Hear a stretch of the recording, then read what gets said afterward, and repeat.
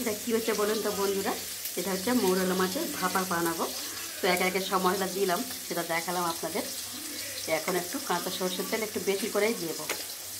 দিলাম মৌরলা মাছ, পেঁয়াজ কুচি, লঙ্কা কুচি, আদা রসুন, কাঁচা লঙ্কা সব কিছু পেস্ট করা রয়েছে, টমেটো, এলাচ লবঙ্গ দারচিনি জিরে মরিচ ধনে সব কিছু এতে পোস্ট করা রয়েছে।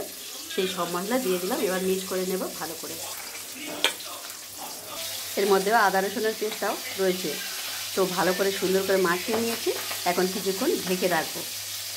দেখুন খুব সুন্দর দেখতে লাগছে আর খেতেও অনেক টেস্টি লাগবে।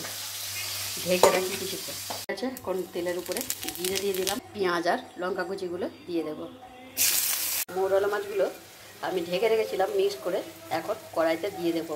অল্প সামান্য বাটিটা ধুয়ে একটু জল দিয়ে দিলাম, দিয়ে ঢাকা দিয়ে রাখবো। আর কিছু করার দরকার, এভাবে এই জলটা যখন শুকিয়ে আসবে তখনই হয়ে যাবে। ঢাকা দিয়ে দিলাম। সে আমাদের মৌরলা মাছের ভাপা একটু পোড়া পোড়া হবে, অনেক স্বাদ লাগবে, দেখতেও দারুণ আর খেতেও অসম্ভব সুন্দর টেস্টি। সেই স্বাদের মৌরলা মাছের ভাপা। তো কেমন লাগলো অবশ্যই জানাবেন, লাইক কমেন্ট করে পাশে থাকবেন। ওকে, বাই বাই।